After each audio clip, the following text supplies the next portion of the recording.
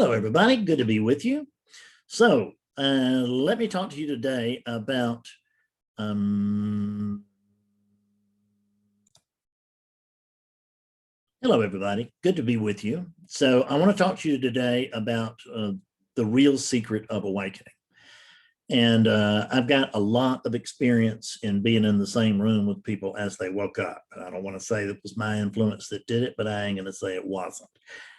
And when I say that, I don't mean that the unit gets any credit, but I'm saying that awakeness coming through this unit is the appearance of things.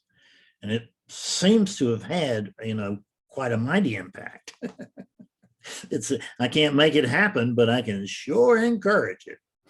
And encouragement is very often, most often, almost always, is all that is needed. It just needs really, really sharp encouragement. And one of the ways that you can encourage someone to come to see the truth is you can point out for them precisely what ain't true. And what's not true is virtually all of your assumptions about who you are, what you are, how the world works, all of that. You're wrong if you're not awake at this moment, then you're wrong about almost everything. How about that? It's no fun, is it? I mean, 2 and 2 equals 4, before and after enlightenment. And, before enlightenment, carry water, after enlightenment, carry water. So a lot of things don't change. But the things that do are absolutely fundamental. They are the things upon which your life is built. Your whole self-image, all of that is built around these assumptions. And what I try to do is show you that the assumptions that you have had all your life, never questioned, that they're wrong, that they are absolutely wrong. And there's a very clever process for doing that I cannot take any credit for, but I can tell you that I have spent years through the guidance of awakeness, if you will, perfecting that. Awakeness has done it. There's nobody here. There's no Fred. So don't think I'm trying to blow up a special Fred, because there ain't no Fred here. It's awakeness is trying to be, trying to be humble. And it's really hard to be humble when you're awakeness because there ain't nothing else. I mean, it's pretty easy to see that it really is all about you if you are awakeness, and you are. And so is this. So there's what is true. Now, how do we find out what's not true? Before I go into that, let me spring something on you, because if I don't do it now, I will forget forever. And I have to cut a zillion videos where I was going to say something, and I was going to say it at the end, and I lost it by the time we got to the end. I forgot it. So this channel is doing shorts. I'm cutting YouTube shorts. These are videos that are less than a minute long. And my shorts are either one question or one question or a quotation from the book of nothing. And I've got, well, something over 600 in there. So that'll keep me busy for a while. I've got about 25 out there so far, something like that. And maybe not quite that many, but I've done quite a few, and that's all been in the last week. So I don't know if you're seeing them in your feed. I can't tell because I can't subscribe to my own channel. So I don't know what you're seeing, but I hope, or I can't subscribe to my own channel, but I don't ever get anything on it. So if you want to support that, I'd really appreciate it. Reach over and touch the little bell right down there at the bottom of the screen. Stop and look now and just see the little bell. And press the little bell, please. It will tell you click here, or it'll tell you subscribe. You click that, you click the little bell, you'll never miss another video from me. I'm not certain that the shorts are on that feed, but I'm not certain that they're not. So I don't really know how that's happening out in the field because I can't see it. I cut them and I see that they get an X amount of views. And it's vital that you press the bell because subscriptions are what going up is what YouTube pays attention to. Subscriptions, views, even comments. I mean, just the number of comments, not what the comments say. But particularly views and subscribers. And in the absence of an ever-growing channel, which is not that easy to do, then YouTube will stop promoting your channel and you will start getting just eaten away. The rats will just eat your toes and toes and toes a little bit every day, and you start losing subscribers. So we don't want that to happen because then we won't have Fred to come out here and laugh at anymore. So please do subscribe, support the channel. The way that we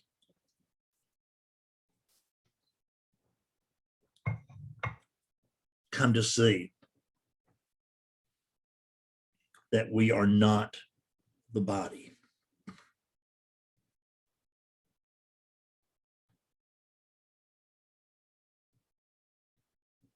is, number one, this is silly. What have you always heard? What have you always read in every non-dual book? What do you hear when you go to a retreat or a satsang or you watch a video? What is it you hear over and over? Isn't it? You are not the body. Isn't that right? And what you do here, and you hear instead that you are the aware space, the awake space, the spacious emptiness, the eternal now, whatever. But nowhere in any of those do teachers tell you that you are one of these bodies exclusively. Can I tell you that you're not that body? No, the same way I can't tell you that you're not this one. You're oneness, you're all the bodies. But if you get trained and tricked into believing that you're just one of these, that becomes your reality. Now, when I say that, who becomes whose reality? Not Fred's, because there's no Fred. That becomes awakeness's reality as experienced through this unit, through this sack of conditioning. That's what you're looking at right here. It's a sack of conditioning. There's DNA in there, and then there's whatever experiences DNA has had and mishaps and everything else ever since that DNA arrived planet side. So there is, what is it? It's just conditioning. It's just conditioning. It's conditioning on top of conditioning on top of conditioning. The nature, the nurture, all that's conditioning. The experiences we have in our life, it's all conditioning, right? So what we have is we have sacks of conditioning. Now, a sack of conditioning in Zen, sometimes they will refer to students who are not as sincere as perhaps they ought to be. A Zen teacher or master might say, might call a certain student a rice bag. Or it might be particularly disgusted and come out and say, you're all rice bags. In other words, you're not doing what you're supposed to do. But this is a sack of conditioning, not totally unlike a sack of rice, which is also a sack of conditioning. So as long as the world is seen from this sack of conditioning, the world will fall short of what this sack of conditioning wants it to be like. It won't be good enough for me. It won't be quite enough for me. It won't be near enough for me. It won't be good enough for me.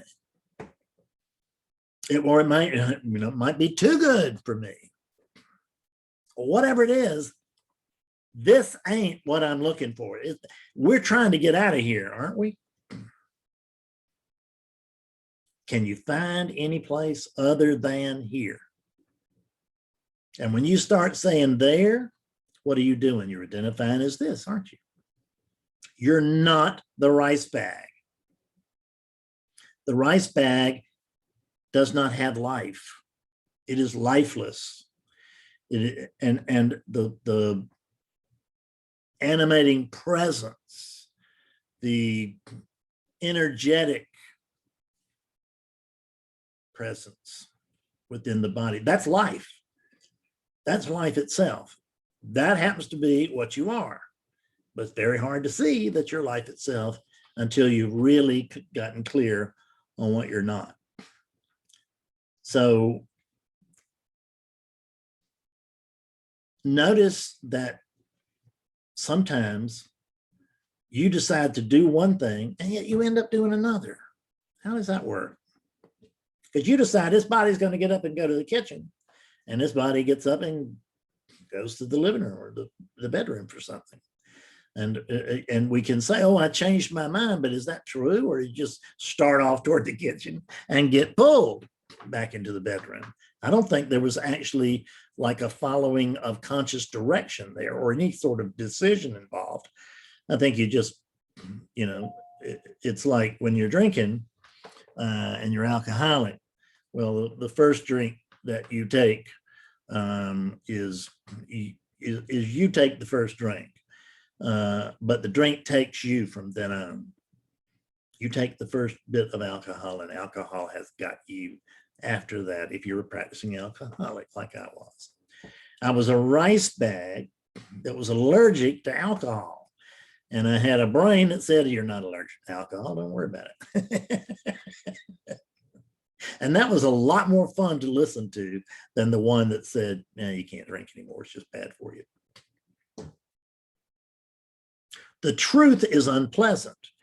And the truth of my alcoholism was unpleasant, and I avoided it for decades, successfully, in the sense that I could lie to myself and look myself right in the mirror when I was doing it. Don't worry about it. You're not drinking that too much. I mean, you might drink a little too much sometimes, but you're certainly not alcoholic. I mean, mostly what you drink is beer. You can't be alcoholic. And other lies like that, I could just suck them right in. And what we do, because we've been trained, we have been brainwashed into believing it. When I say we, I'm talking about the units have been brainwashed. When I say the units are already dead. So you can't brainwash a dead thing. You can't brainwash this Buddha. You just can't do it because there's no life in there as we know it, right? So you can brainwash that, influence that, do whatever you want with that, but it ain't going to wake up. And neither is this. The difference between this and this is very, very minimal. Here's the real difference in my head. This is hard. Of course, the head's hard too. But down here, this is soft. It's too soft. So hard, soft, right? That's the difference. Rice bag, rice bag. So what's talking to you? It looks like a rice bag is talking to you, doesn't it? Looks like a Fred Davis is talking to you. This is Fred Davis's YouTube channel. You came here to spend time with Fred Davis. Well, I'm really sorry to disappoint you folks. There is a Fred Davis YouTube channel, but there's no Fred Davis. There just isn't one anywhere. Now, you can tell somebody this until you're blue in the face, but when you start showing them, then things change. So one example of showing you would be the two people come into the room. One can see one can see a Fred, the other one cannot. So we got two people in the same room looking at the same thing, and they don't looking at the same object, but they're not seeing the same thing. One is seeing a unit, the other one is seeing a friend. One's got a story about the unit, one doesn't. One came with a mental image about the unit and one didn't. So the one who brought a Fred with them, do you think they brought like some sort of box with them and pulled out a Fred when they got there? No, they didn't appear to be bringing a Fred with them, did they? Neither did the one who wasn't bringing a Fred, but hell, they weren't bringing one. The one who was bringing a Fred didn't have to bring a box or anything like that, because Fred lives in the head. Fred lives in your head. He doesn't live in this head. He really does not.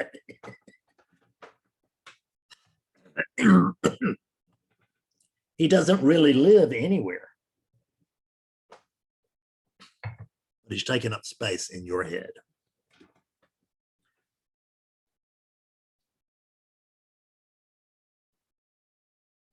In the absence, just pretend for a moment you thought you were somebody, like a named individual, a named separate individual.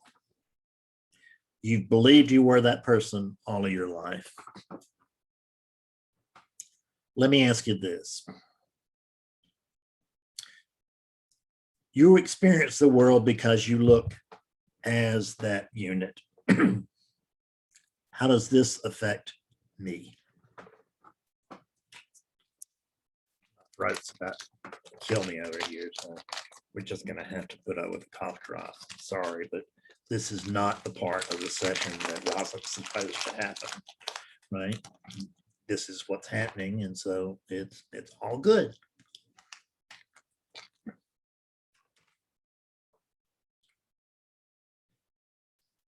Where were we?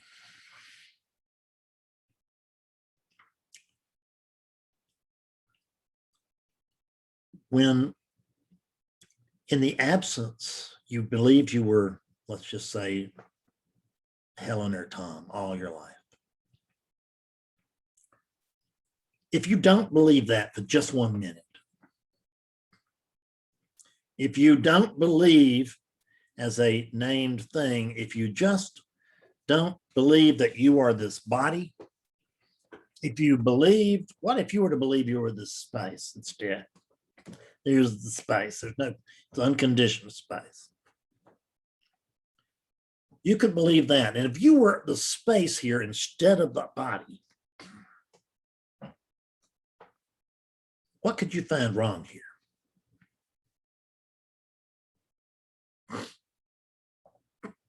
How much trouble do you think that this space is having?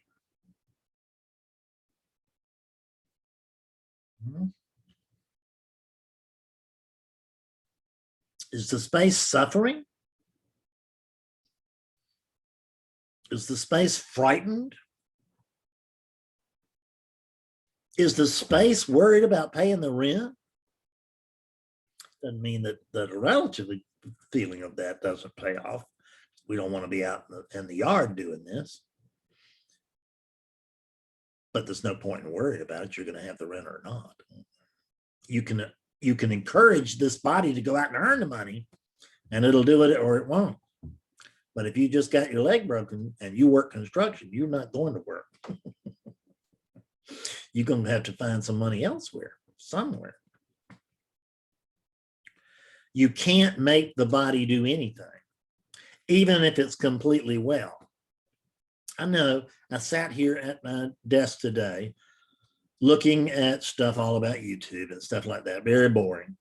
And but I found it a little bit fascinating, and I found it more fascinating than stopping that and getting up and cutting a video. I knew I should get up and cut the video. because Betsy was going to be out for a while, and then I'd have the house to myself. It'd make it easier. And I knew I should get up. I didn't. I just sat here and I thought, I'm going to get up in just a minute. And I think I thought I'm going to get up in just a minute for roughly an hour. And when I was completely out of time, that's when I decided I'd cut this video, because I didn't decide it. That's when it happened, was when time was up. When I came to do this, when I felt like I had to. But when it was my sweet decision on what to do, I just did. It appears to be my sweet decision on what to do. The body just sat in this chair. You can't make them do what you want them to do. You're actually, you can't really realize it at first, but you're powerless over what that body does. Because you've been thinking you are the body, but you're not. In the absence of being the body, if you are this space, what's wrong here right now? Has the space got any complaints? No. We focus on these objects, but we're not these objects. How many times have you heard it? You are the awake space. You are the aware space. You are the spacious emptiness. Blah, blah, blah, blah, blah, blah, blah. And we all go, what do they mean by that? Well, they don't mean anything. They're just telling you the same way that you might tell me, I've got on a blue jacket, that you are not that body, you are the awake space. And the mind, which has always believed it is this body, it can't take that jump. It just rejects it. Hence, not waking up in droves. That's why.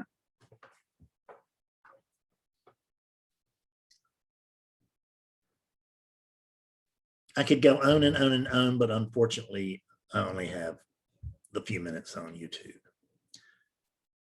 But come to find out what's not true before you worry about what is true. Come to find out what you are not before you worry about finding out what you are. Because you can find out what you are, you can look at what you are already looking at what you are. But you won't know until you come to find out what you're not. So I invite you to do that. Come to satsang. I'd love to have you. A lot of clarity can be found there. Come to skillful means. A great deal of clarity can be found there. And watch these videos. Come to the. Oh, we've got a new website. I see. I'm going to leave it to the end. I've got a new website. awakeningclaritynow.com. Same address. Way different look. So come and visit, and go ahead and click that little bell. I'll see you later. Bye-bye. I love you.